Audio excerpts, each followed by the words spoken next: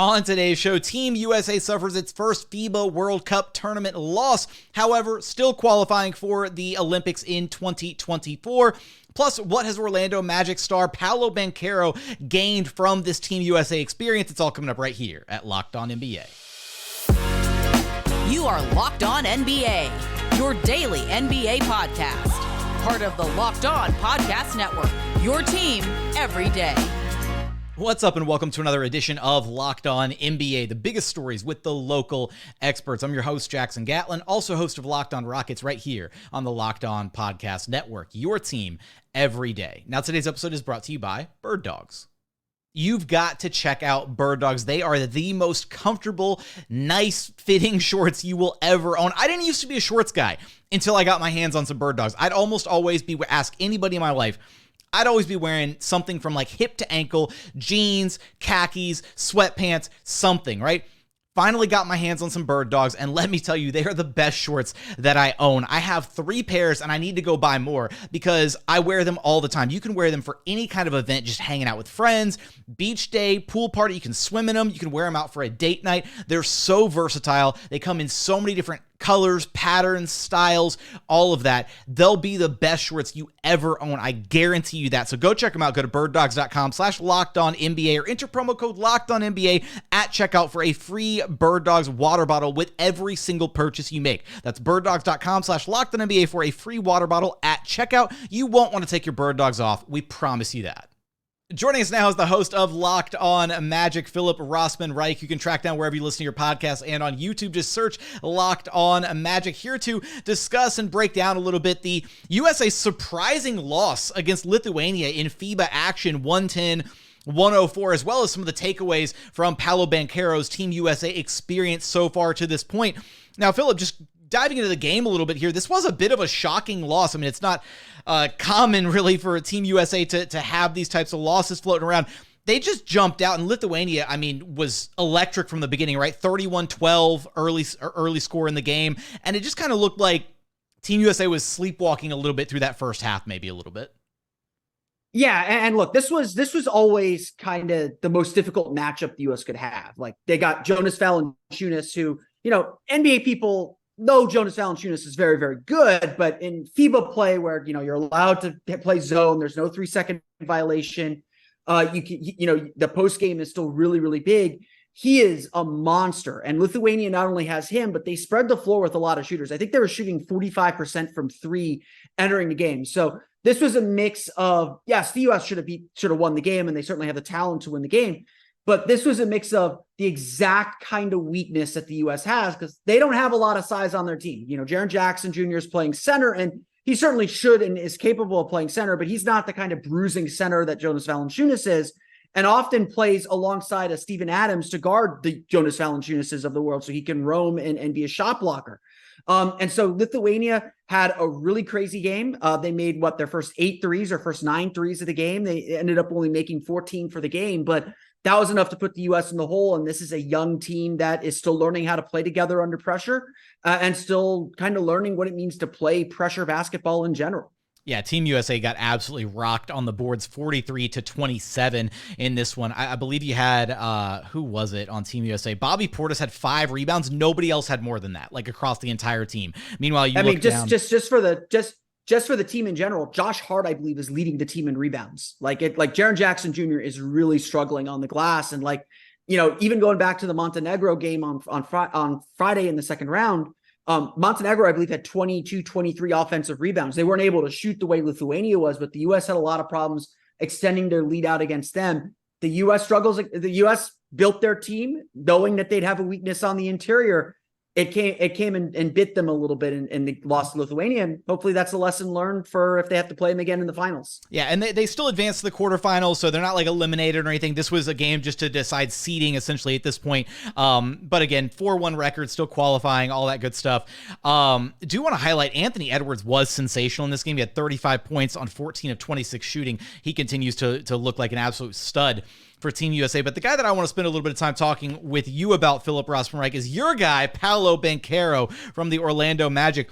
First thing is, I mean, how important do you feel like this experience is for Paolo after his rookie season, and to really just, for all these young players, not exclusively Paolo, to get this Team USA experience playing with other guys like that? Yeah, I kind of noted it earlier. I think one of the big things that's going to come from this is a really young team. You look at the roster. I believe the only players on this roster who have been all-stars are Anthony Edwards and Brandon Ingram. I forget if Jaren Jackson Jr. got in there, so I apologize if I left him out. The only player that has won a championship on this roster is Bobby Portis. You have a lot of guys on this team that are short on playoff experience. And can I add to that point, sense, Philip, if that's okay? Because it's also, I had this note as well. I mean, there's 0 players with any previous Olympic or World Cup experience, as well as no All-NBA players on this team. Yeah. So to me, like, and I think Grant Hill did, and Steve Kerr did that on purpose. They wanted a young team that they can kind of get their teeth into early, get them invested in the U.S. program. I think we'll see a lot. This is still a really good U.S. team. This is still a team that is probably still the favorite to win the gold medal despite the loss today.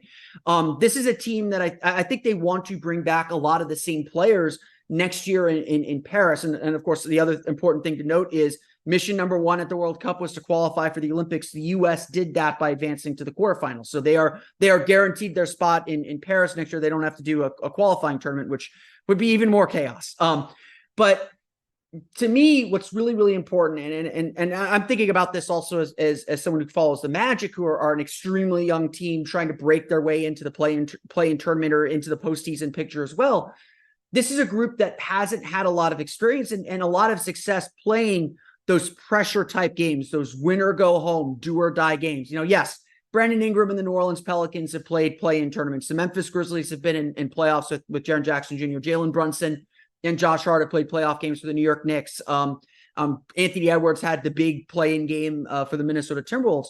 But these are all young players who need reps playing games that really, really matter. And thinking about it from the Magic perspective, from Paolo Banchero's perspective, yeah, he had the NCAA tournament, but he's never played serious professional basketball. The Magic were a fun little story for those who were paying attention. They got off to the 5-20 start. They were 500 the rest of the way. They were the last team eliminated from the Eastern Conference playoff picture, but they were never really close. They never got closer than 3 games.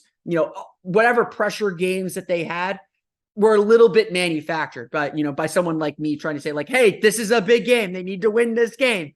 Because I held out hope, but a lot of this is real. There is a championship out there. There's a trophy out there, and losing these games have consequences. And so I think you saw a little bit of that in Sunday's game, where Lithuania has been through a lot of battles. They play Eurobasket every year. They've been together as a team for a long time. Jonas Valanciunas is a veteran.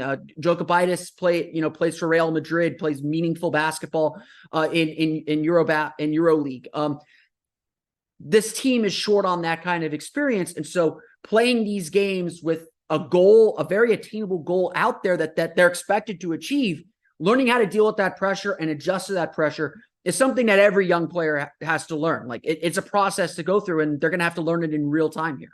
What has Paolo shown you so far through the tournament, through playing for Team USA, that should have Magic fans really excited about his game going into next season, if they weren't already? I think the biggest thing, obviously, his role with Team USA is very different than it is with the Magic. I think according to like Basketball References play data, he played only 3% of his minutes at center last year. He is the backup center for this Team USA team. And so the biggest question that I had was like, okay, Paolo is an okay rebounder. He's not particularly known as a defender. Is he going to be able to do all the things that a center is supposed to do? Protect the rim a little bit, rebound, cover pick and rolls. And what's been really surprising about his run is, his offense is his offense. Like, I'm not worried that he's going to be able to score. That's something that's second nature to him. But Steve Kerr and Team USA have asked him to do something that was the supposed weakness of his coming into the draft process, coming into the NBA. And he's looked really good and really sound defensively. Like, yes, he's not racking up tons of rebounds, but he's been in his spots. He's been a surprisingly good shot blocker. The shot blocking's been all of Paolo Banchero's best highlights during this tournament run have been blocks, which is just like, this dude did not block any shots. I think he averaged like half a block a game. in his rookie season. If he can bring just some of this defensive attention to detail that he's brought with, a good defender like Wendell Carter next to him, a good defender like Franz Wagner next to him, maybe the Magic can run some bigger lineups now or some smaller lineups with Paolo at the center, put Jonathan Isaac in the lineup with him. This whole experience I hope has given Jamal Mosley, who's with Team USA as the coach of the select team, has given him some ideas on different ways to use Paolo, and hopefully he can bring that defensive intensity and attention to detail to the Magic and really improve on that in his second year. Next game for Team USA is against Italy this coming Tuesday. Maybe some sparks flying there, a little some chips on the shoulders of maybe the Italian players going up against Paolo Banchero. What will Paolo ultimately take from this Team USA experience? You'll have us covered for all of that and more over at Locked On Magic. Philip, I appreciate you stopping by Locked On NBA with me. Thanks for having me on.